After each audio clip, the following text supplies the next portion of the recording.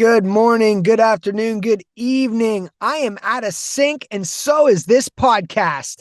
Welcome back to another beautiful episode of Ancient Mysteries Unearthed. We are taking a deep dive into the mysteries of the earth.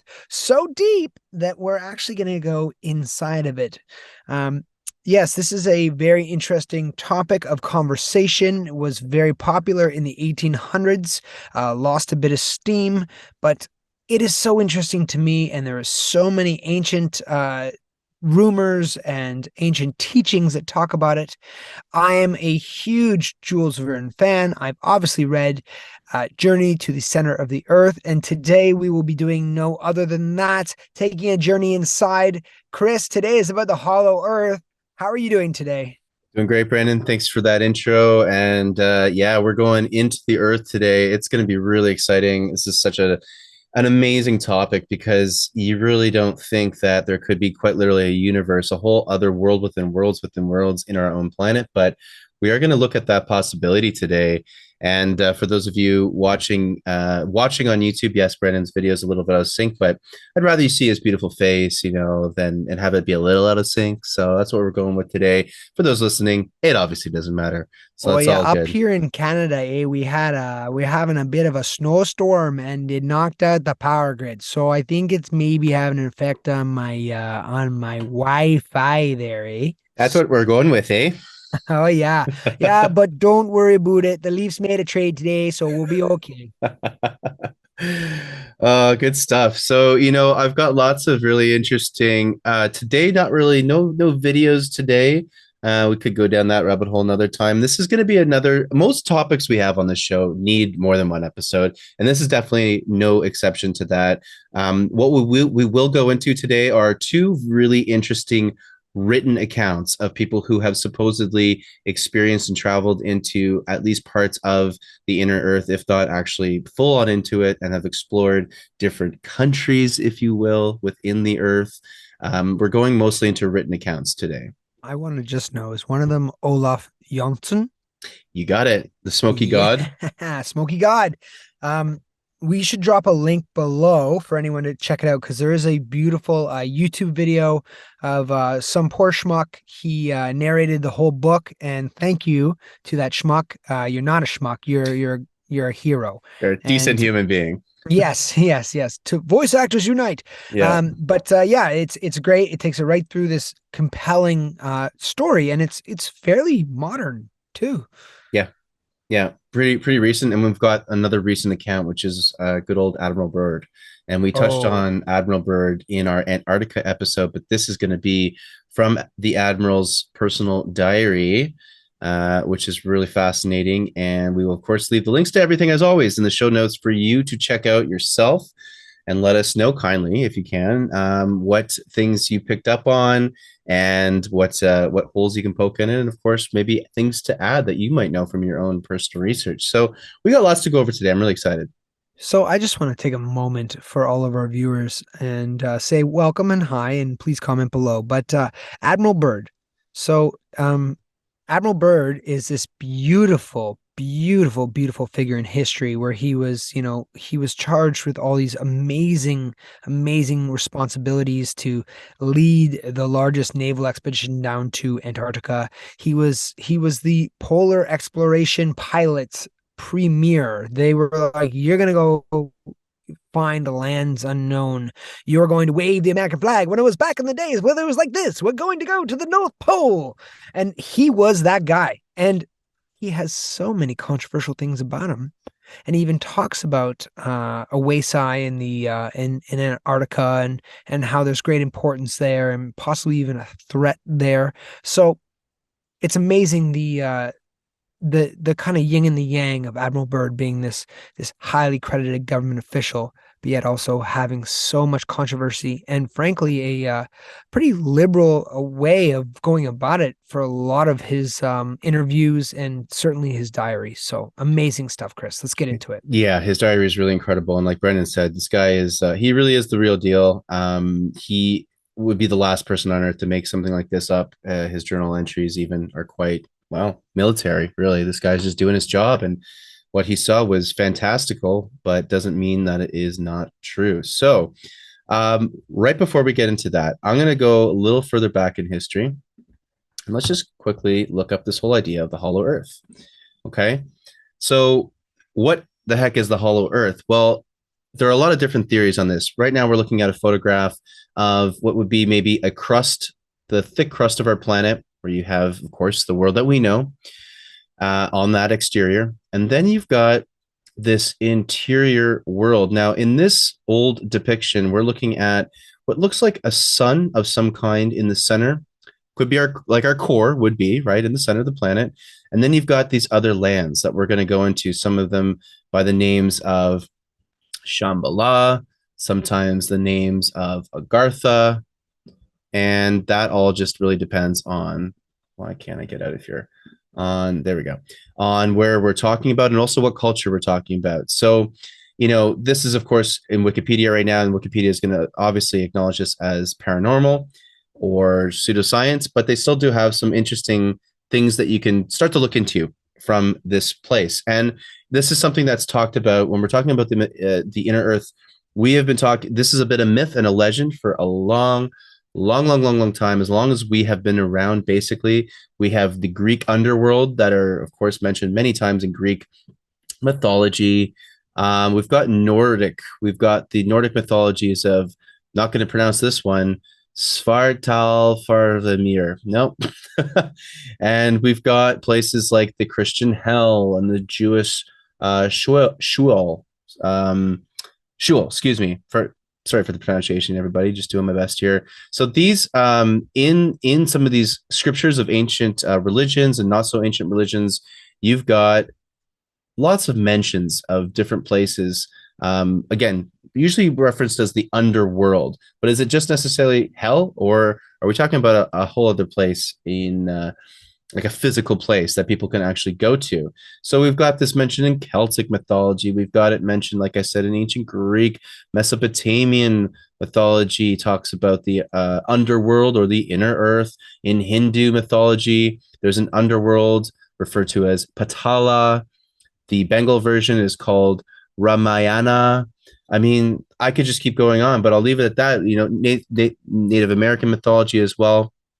We're talking across the board, the Hopi especially, and we'll get into the Hopi in a little bit after this, because they have some really good artwork and other depictions of going into the inner earth here. So this is something that is not new. And we're the two main places that get mentioned, and there's others, of course. One is called Agartha, okay?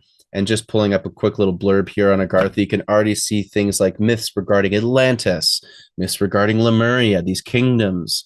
Did some of these kingdoms that were perhaps living on the surface at one point, did they go under the surface into the inner world, into the inner earth, and started a new civilization that's quite highly advanced? This is usually quite a big common thing that we see and hear here are with the inner earth, is that the civilizations living in this inner earth are highly advanced.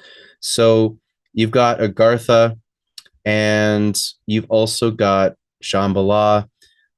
I think these are two different places. They sometimes get mixed up and referred to as the same place. Obviously, we're in an area right now of not a lot of knowledge, so maybe these are the same places. Maybe these are different. We've got a big earth here, a big earth inside as well, and there's a lot to kind of go into. So, Chris, can we pull up a image of the diagram of what the Earth looks like cut in half that we were all taught in elementary school? Like the classic, yeah. Yeah. Let me pull that up. Yeah. So, just getting to this diagram, this is what most of us, and at least here in Canada and the United States, were taught. And you might recognize this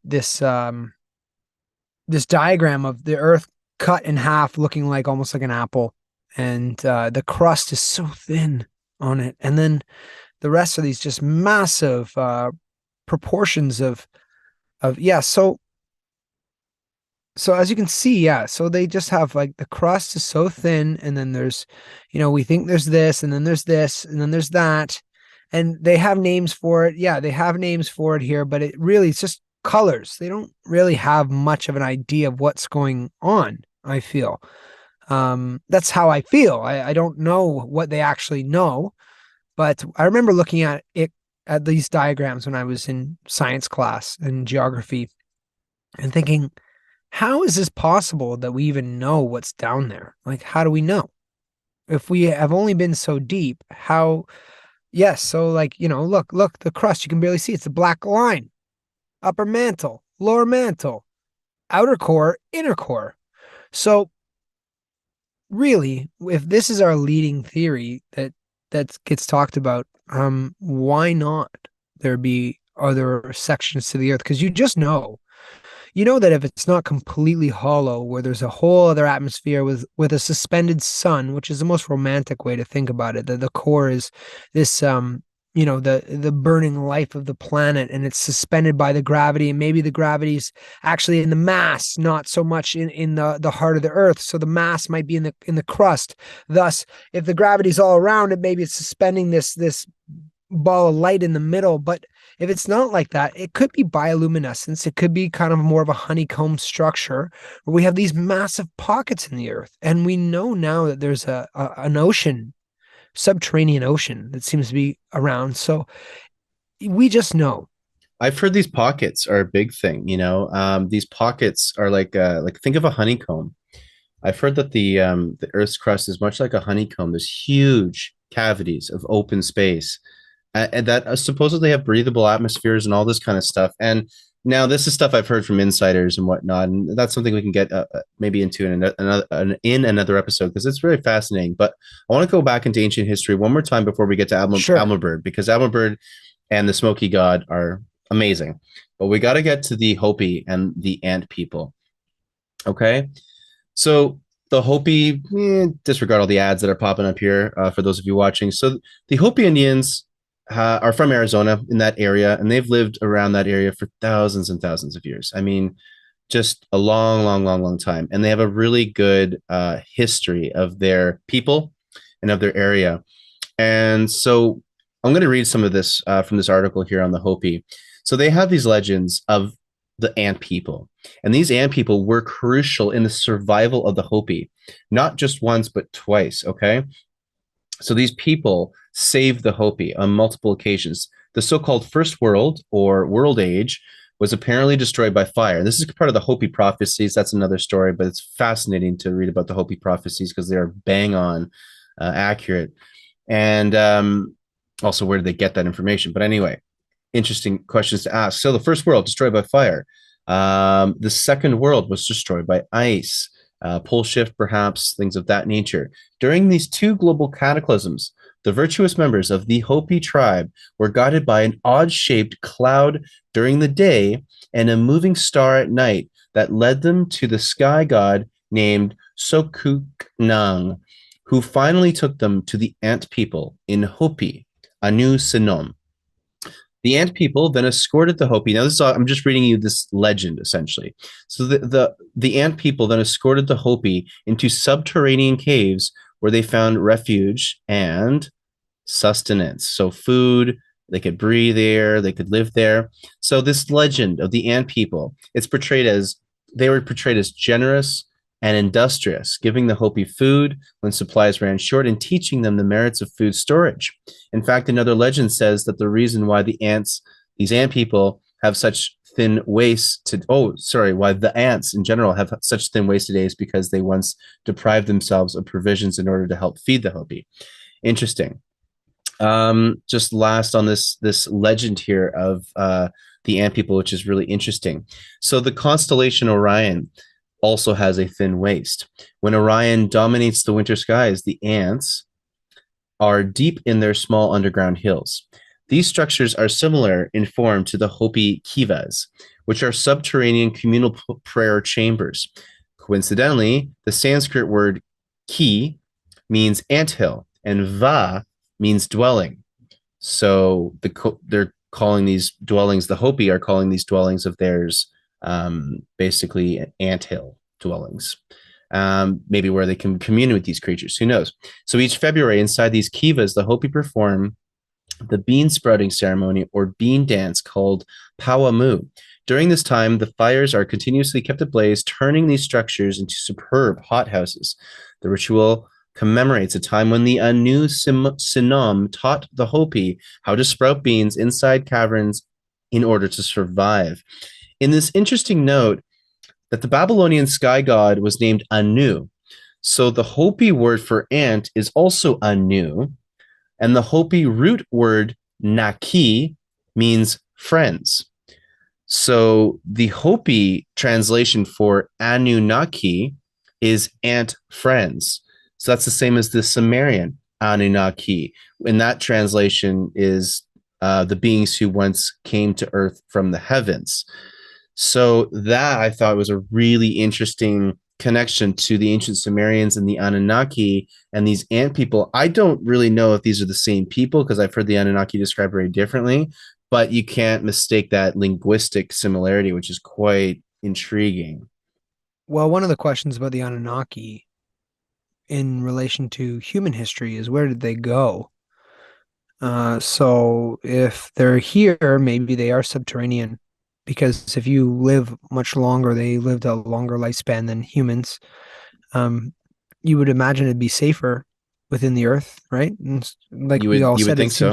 seems to be refuge, and every text and description of the inner earth seems to be that constant is a theme, that it's constant temperature, constant growing conditions. So Much things can safer. get much bigger, Yeah. and yeah, that it's much safer, yeah, and much more it's just less hostile than the surface. It's a lot safer. So these ant people clearly have a much safer dwelling um, inside the earth. The inside the earth doesn't have to go through the cataclysms and earth surface layer changes that we do. So it's actually, you know, a really great way to survive. Now, these are some visual depictions. Some, of course, are just, you know, artwork, but these are actually cave drawings too of supposedly the ant people, some crop circles as well, which is really interesting. And even figures carved out of stone, out of wood, and these are very, very old, thousands and thousands of years cave drawings that we're just looking at here, depicting potentially these beings that led them into the inner earth. I believe even some of the ancient Nazca lines depict these beings as well. You can see them though a lot in this rock art, which of course is found in caves. Which I mean, that's exactly what you'd expect. These Nazca lines in Peru here. I'm just skimming through these, but there's a lot of visual references. Of course, it's the Anunnaki, maybe apparently on the left here, and then the ant people on the right. But what's interesting too about this one image, let's just say this is an ant person here. I don't know if that's true or not, but let's just say that is. It's significantly larger than all the other people around them. So maybe these beings were quite a bit larger. Maybe they weren't. Maybe this is just metaphorical in terms of its size here. But there's, of course, this connection to Orion, which we were hearing before. And yeah, so I mean, that's just something quick I wanted to show you guys about the kind of the last little parts of this. A lot of evidence around the Hopi and the ant people and this whole story and legend of them being saved by the ant people during one of the last major cataclysms on this planet, which we've had many of those. So um, humans, we're here today because we survived some incredible cataclysms in our past. So were these ant people some of the big helpers in making sure that you and me and anyone watching this today is even able to do that and be here physically. So we might have a lot to be thanking for these inner earth beings. So that brings me to Admiral Bird. Okay, and now we're going to fast forward from ancient times to relatively modern times. We'll start with the most recent, which is Admiral Bird. And this is going to be a I'm going to read some. I really would love to read a lot of this, but I'm going to read some of this journal entry because it's just fascinating. It's just kind of mind blowing. And remember, as Brandon said, this is coming from a highly credentialed, respected military officer, admiral, who Top is of the a line, really top top top of the line. top of the line, high security clearances, you name it. This guy was the real deal.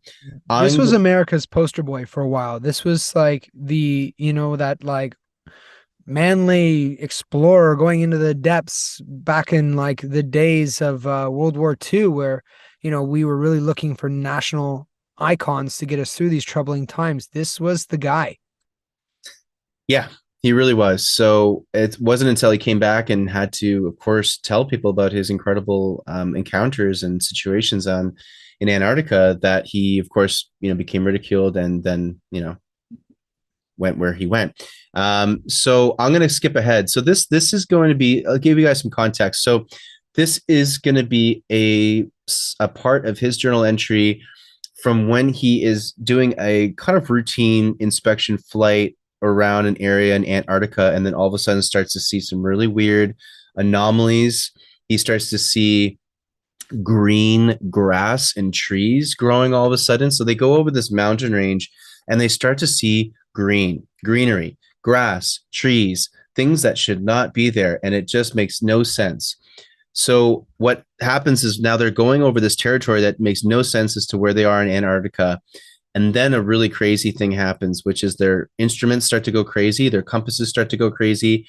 And then all of a sudden there's a crackle in the radio, and I'm going to start reading this entry now of this journal entry from Admiral Bird. Okay, so this is at 1135 hours. Our radio crackles and a voice comes through in English. With that, perhaps, is a slight Nordic or German or Germanic accent. The message is, welcome, Admiral, to our domain. We shall land you in exactly 7 minutes. Relax, Admiral. You're in good hands. End quote. I note that the engines of our plane have stopped running. The aircraft is under some strange control and is now turning itself. The controls are useless. At 1140 hours, another radio message received. We begin landing process now, and in moments the plane shudders slightly and begins a descent as though caught in some great unseen elevator. The downward motion is negligible, and we touch down with only a slight jolt. 1145 hours. I'm making my hasty last entry into this flight log. Several men are approaching on foot toward our aircraft. They are tall with blonde hair. In the distance is a large shimmering city pulsating with rainbow hues of color. I do not know what is going to happen now, but I see no signs of weapons on those approaching. I hear now a voice ordering me by name to open the cargo door. I comply. End log.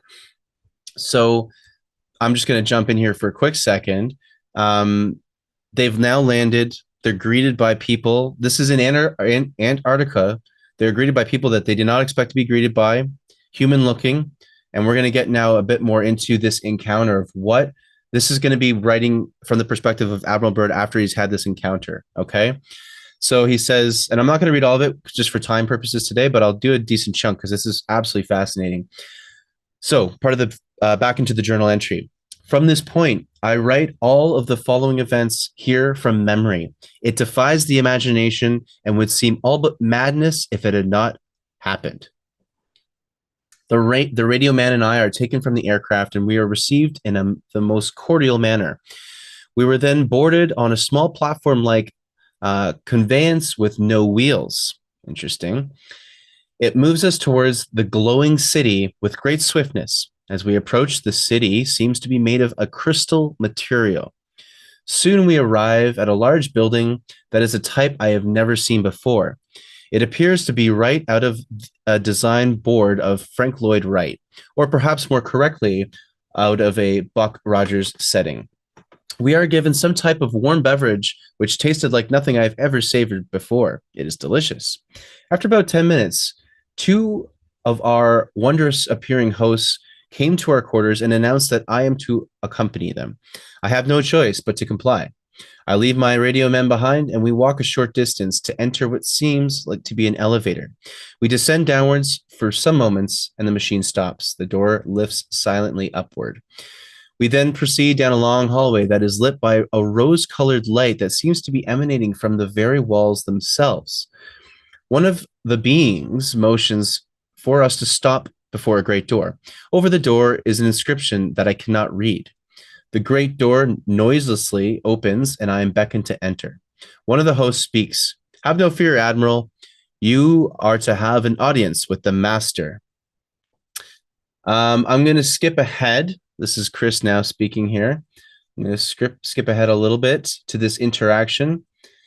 Okay, so he's now speaking to this master, and the master's eyes. So Admiral Byrd asks, "So what does this all have to do with me?" He's talking about um, having some interactions with our culture, and he's like, "What does this Well, have to do?" actually, if you look, what they say is they say that we wanted to leave you guys alone until you started detonating nuclear bombs, and then you forced us to get involved. So that's basically the summary of the paragraph above there. Thank you, Brandon. That's very important to note. So like a lot of extraterrestrial interactions or that I've heard about, they always mention, especially when we started to use nukes, that's when they wanted to intervene. So he basically said the master looks at Admiral Byrd and says, "Your race has now reached the point of no return. For these for there are those among you who would destroy your very world rather than relinquish their power as they know it. In 1945 and afterward, we tried to contact your race, but our efforts were met with hostility. Our Flugelrads were fired upon. I'm going to assume those are their ships. Yes, even pursued with malice and animosity by your fighter planes. So now I say to you, my son, there is a great storm gathering in your world, a black fury that will not spend itself for many years. There will be no answer in your arms. There will be no safety in your science. It may rage on until every flower of your culture is trampled, and all human things are leveled into vast chaos. Your recent war was only a prelude of what is yet to come for your race. We here see it more clearly with each hour. Do you say I'm mistaken? No, says Admiral Byrd. So I'm going to leave it at this because this is a longer entry. Okay. Um, Basically, the Admiral leaves there and he's just been given a ton of information, a ton of history. He's witnessed advanced technology. He's witnessed anti-gravity. There's a technology that could literally take over his plane and land it. I mean, The he's Flugura guards, whatever that word was, that was their flying vessels, as that was. previously stated. Yes. Thank So you. So that's Admiral Byrd. Okay. Pretty crazy, incredible story, but from a very legitimate source that just had everything to lose in mentioning this.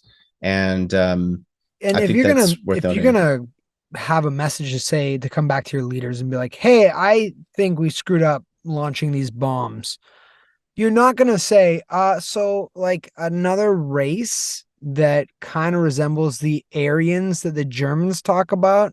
And by the way, the Aryans that they did talk about, this race that they wanted so bad to emulate, were from the Himalayan region originally, which is where the land of Agartha, that myth comes from. So very interesting to hear kind of these tidbits kind of get reverberated. Of course, we're going to Um, have this in the show notes for you guys to check out. I just wanted to mention one more thing I missed here. So there's a much later entry in this journal entry in this diary of Admiral Byrd. This is March 11th, 1947. Okay. He has just attended a staff meeting at the Pentagon. And I want to just read this last bit that he mentions here. He says, I am placed under strict control via the national security provisions of the United States of America. I am ordered to remain silent in regard to all that I have learned on behalf of humanity. Incredible. I am reminded that I am a military man and I must obey orders.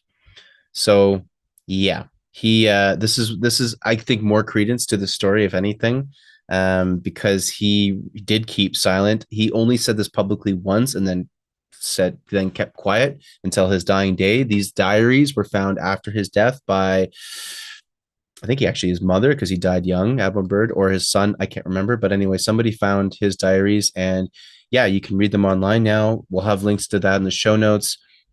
But before we end off, of course, this episode, we got to go into one more account that's a little earlier than Admiral Byrd, and yeah, this Olaf.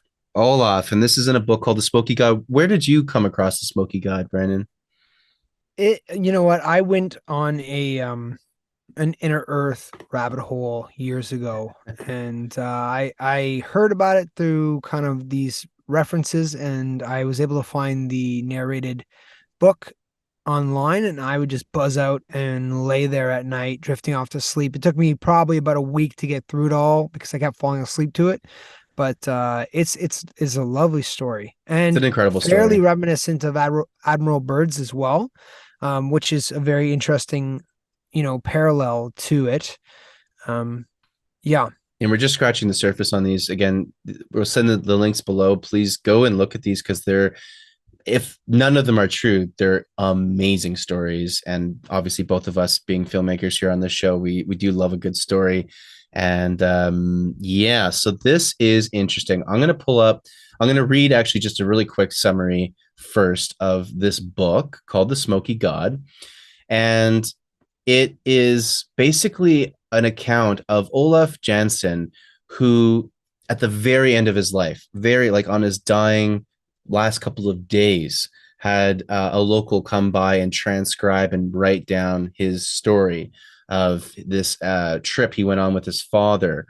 And the things that they claim in this story, because we're going to read just a small little excerpt of this, but the things that they claim is that they were sailing in the Norwegian waters up to the North Pole, and eventually, because they'd heard myths of this entryway into the inner earth, so they wanted to go explore this, and they basically find this land beyond the North Pole, and they were able to actually in their boats travel inside of the earth into one of these large cavities that they claimed or large, like 1,400 miles across, is one of the things that they claim in this book, that this was a huge intake or a hole that they were able to go in. And they also report that this area was inhabited by a race of tall, human-looking like beings, giants, if you will. They also claim that these giants told them about their story, and one of the parts of the story is that they were driven out of the Garden of Eden and were brought to this other area within the inner earth. It's a whole story. This is just the Cole's notes of it.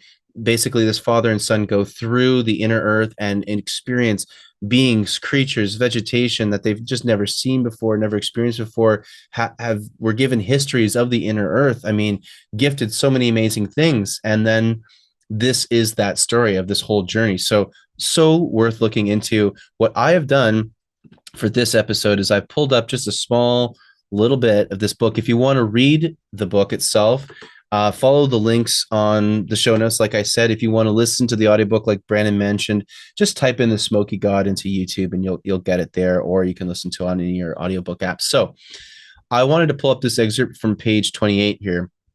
If you look on your left, oops, fuck that up.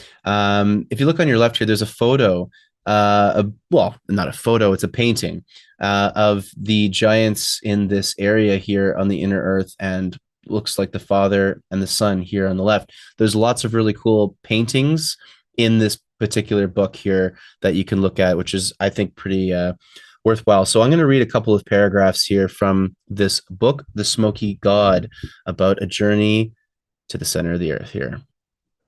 So I remember my father remark that the giant race of people in the land of the Smoky God had almost an complete accurate idea of the geography of the outside surface of the earth, as the average college professor would have in Stockholm, for example. In our travels, we came to a forest of gigantic trees near the city of Delphi. Sidebar: Delphi is a place in Greece. Is an ancient Greece? Is there any connection? I don't know. Okay, end of sidebar. Back to the book.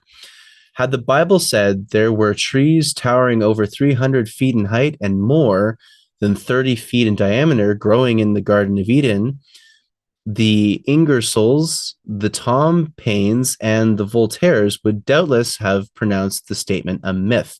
Yet, this is the description of the California Sequoia gigantica. But these California giants pale in significance when compared to the forest Goliaths found in the within continent, or the inner earth, were abound mighty trees from 800 to 1,000 feet in height, and from 100 to 120 feet in diameter, countless in numbers, and forming forests extending hundreds of miles back to the sea. So we're talking A huge forest of gargantuanly massive trees found in the inner earth. Next paragraph. The people are exceedingly musical and learned to a remarkable degree in their arts and sciences, especially geometry and astronomy. Their cities are equipped with vast palaces of music, where not infrequently as many as 25,000 lusty voices of this giant race swell forth in mighty choruses of the most sublime symphonies. The children are not supposed to attend institutions of learning before they are 20 years old. Then their school life begins and continues for another 30 years, 10 of which are uniformly devoted by both sexes to the study of music. As a musician, this is Chris speaking now. As a musician, I find that really interesting. Like of Of all the course. things to study, too, music of all of them. I think that's amazing. And imagine 26,000 giant humans singing would be a spectacle. Astronomy too, to be inside the earth and be focused on the stars is very Right? interesting. Where yeah, that's got you scratching the head. Like, how do they know? How do they measure? Like that.